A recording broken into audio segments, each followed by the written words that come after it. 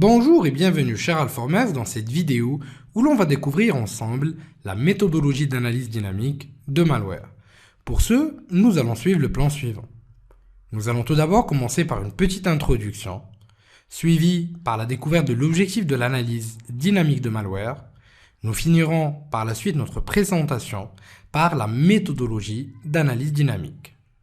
Rappelons bien sûr qu'il n'existe pas que cette méthodologie ou que cette approche.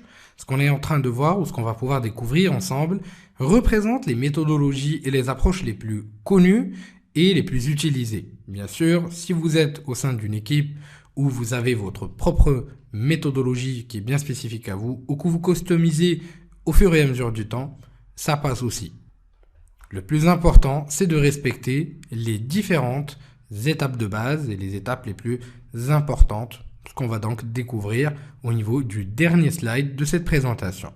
Il faut savoir que lorsqu'un malware est exécuté, il peut interagir avec un système de différentes manières et effectuer différentes activités sur ce dernier.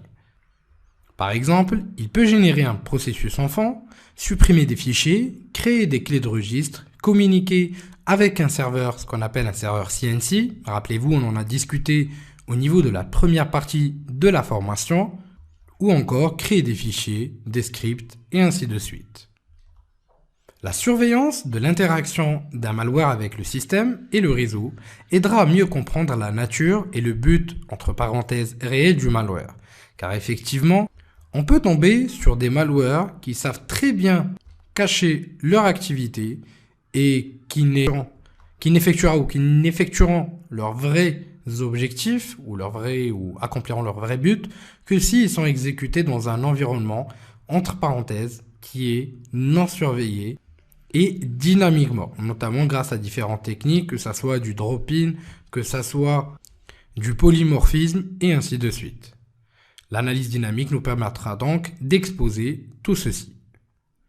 L'objectif est donc de collecter des données en temps réel liées au comportement des malwares et son impact sur le système. Rappelons que cela va nous permettre aussi de récupérer les différents indicateurs de compromission éventuels, mais aussi mieux comprendre la structure du malware, son fonctionnement et son but. Afin d'effectuer cela, nous allons suivre une méthodologie générale qu'on va décortiquer au fur et à mesure. Lorsqu'on veut faire une analyse dynamique de malware, il est bien sûr impératif, comme on l'a vu au niveau de la vidéo de mise en place du lab, de mettre en place un lab d'analyse qui est isolé en se débarrassant de tous les indicateurs qu'on ait au niveau d'une VM, mais aussi en prenant les autres mesures qu'on a pu découvrir ensemble.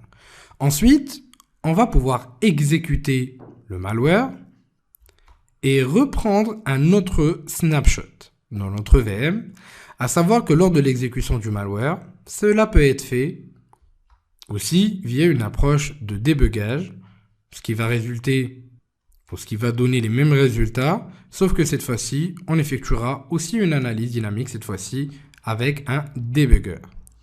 Une fois effectué, nous récupérons les différents résultats, notamment les bases de registres qui ont été modifiées, ajoutées ou supprimées.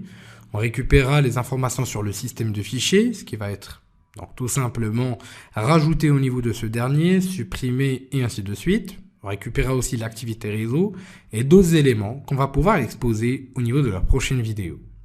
À la fin de notre processus, on va pouvoir restaurer notre VM pour d'autres analyses qui suivent.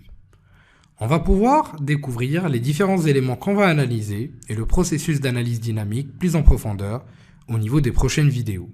Je vous dis merci de votre confiance et à la prochaine vidéo sur Alpha.